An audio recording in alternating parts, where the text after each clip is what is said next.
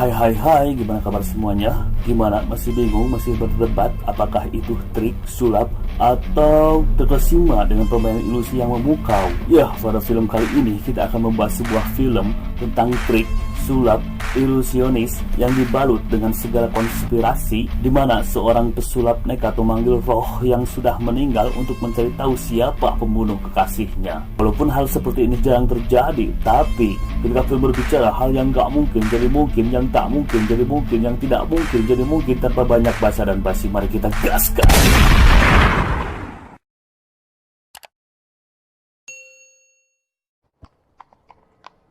Pagi hari, kuda yang ditumpangi Sophie kembali ke istana, di mana pengawal istana menemukan bercak darah menempel di tubuh kuda. Kabar luka hilangnya Sophie sampailah ke telinga Ensenheim dan inspektur kepolisian. Mereka bersama-sama mencari keberadaan Sophie. Minimnya informasi dan belum adanya CCTV saat itu membuat mereka cukup kesulitan mencari jejak Sophie. Tibalah di pinggiran sungai, mereka terkejut melihat seorang wanita tertelungkup mengambang di sungai. Tak lama Ensenheim pun terjun ke sungai mengambil wanita itu, dan benar saja itu adalah Sophie, orang yang paling dia sayangi.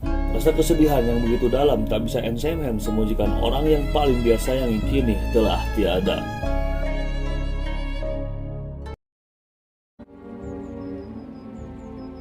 Tibalah ahli forensik dan kepolisian memeriksa jenazah Sophie, memastikan Sophie bahwa sudah meninggal. Dokter ahli forensik pun menemukan sebuah batu permata menempel di tubuh Sophie dan diberikannya kepada inspektur kepolisian Walter. Ensenheim pun hanya bisa bersedih ketika kereta lewat membawa jenazah Sophie. Dia pun yakin bahwa pembunuh Sophie adalah putra mahkota. Dia pun mengatakan semuanya kepada pihak kepolisian. Namun pihak kepolisian menyangkalnya dengan mengatakan tidak boleh menuduh seseorang tanpa bukti yang jelas, apalagi mencurigai seorang putra mahkota. Ensenheim pun berpikir keras mencari jalan untuk membuktikan bahwa putra mahkota lah pembunuhnya. Malam harinya, Ensenheim pun kembali menggelar pertunjukannya. Para fans berat sudah menunggu penampilan Ensenheim, termasuk inspektur kepala Walter. Di penampilan ini, Ensenheim terlihat raut wajahnya masih bersedih. Ensenheim pun menampilkan pertunjukan yang berbeda. Ya, dalam pertunjukan kali ini dia mencoba memanggil arwah yang sudah meninggal. Para penonton pun semua terkaget dan menanyakan, apakah kamu arwah yang sudah meninggal? Siapa namamu? Where did you come from?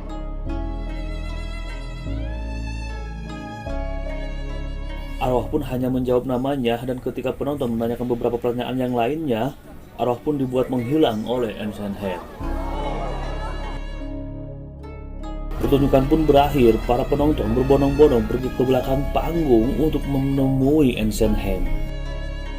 Setelah pertunjukan semalam, Ensenheim pun menjadi tambah viral dan penggemar Ensenheim pun semakin banyak. Semua warga di sana merasa takjub dengan kemampuan Ensenheim yang mampu mempertemukan alam kematian dan alam manusia.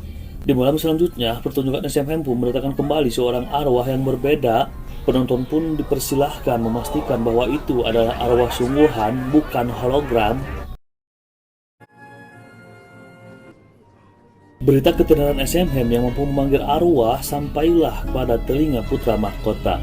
Dia pun hanya berpendapat itu adalah trik sulap dari Ensenheim.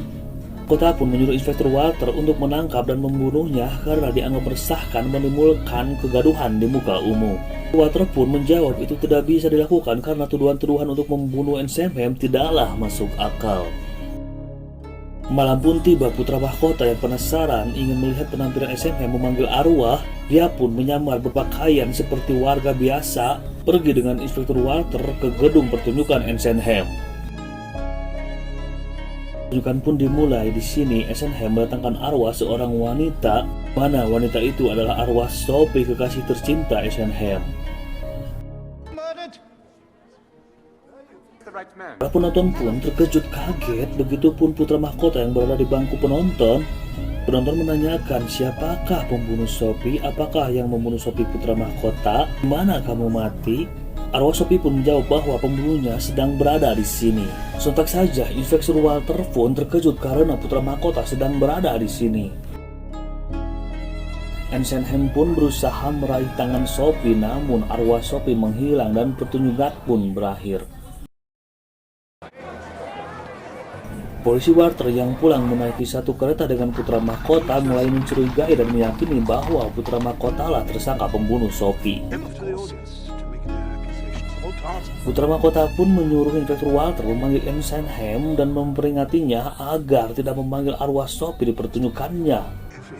Then don't raise her again. Di setiap penampilan Ensenheim akan dijaga ketat oleh pihak kepolisian.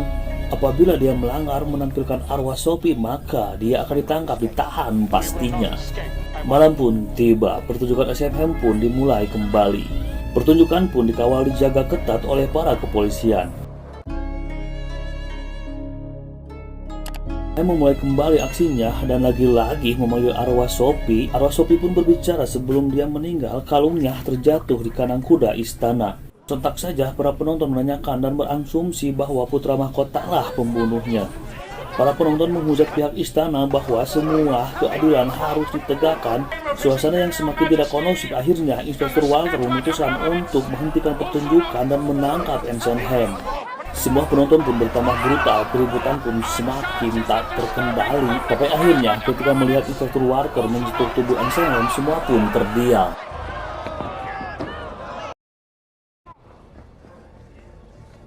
Ya, ternyata tubuh Ensenheim pun adalah seorang arwah.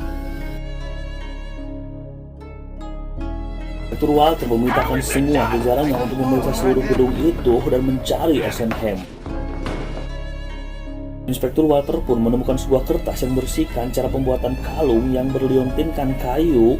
Sejenak dia pun teringat akan perkataan Sophie yang terjatuh kalung itu di kandang kuda di istana. Dia pun bergegas pergi ke kandang kuda tersebut dan benar saja dia menemukan kalung itu, dan pada saat dibuka ada sebuah foto. Ketika foto itu terjatuh, polisi Walter pun menemukan sebuah batu permata berwarna hijau. Dia pun berpikir keras setelah menemukan dua batu permata. Dia teringat akan sebuah pedang putra mahkota.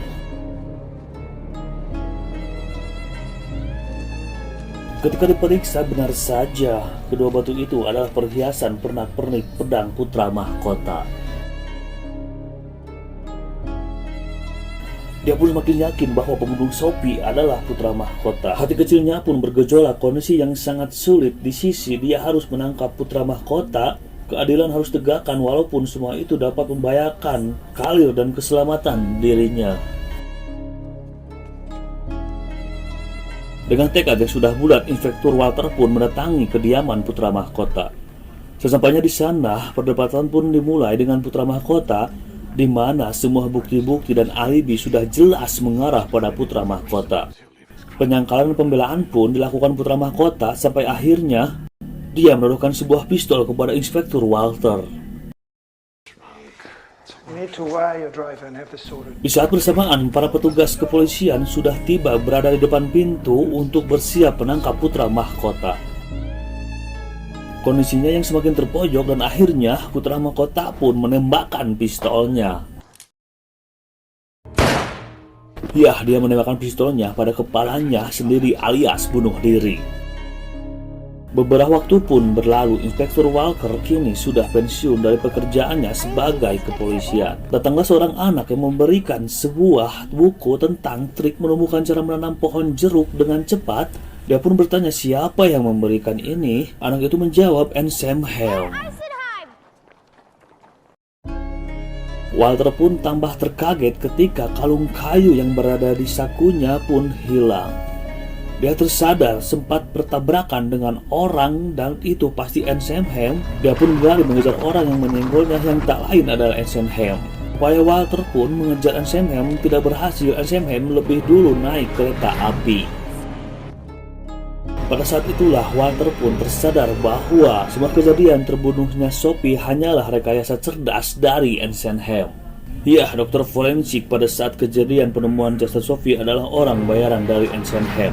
Kebiasaan putra mahkota mabuk dimanfaatkan Sophie dengan menaburkan ramuan yang akan membuat putra mahkota jatuh pingsan. Ketika pingsan di kandang kuda, disitulah Sophie menaburkan tetesan darah pada pedang putra mahkota dan di badannya. Agar terlihat benar-benar meninggal, Sophie meminum ramuan dari Ensemhem yang akan membuat tubuhnya kaku layaknya orang meninggal. Pada saat ditemukan, Ensemhem pun langsung memberikan penawarnya. Walter pun merasa takjub dengan apa yang dilakukan Ensemhem. Dengan menganggap keduanya telah mati, maka pihak dari istana tidak akan mencarinya.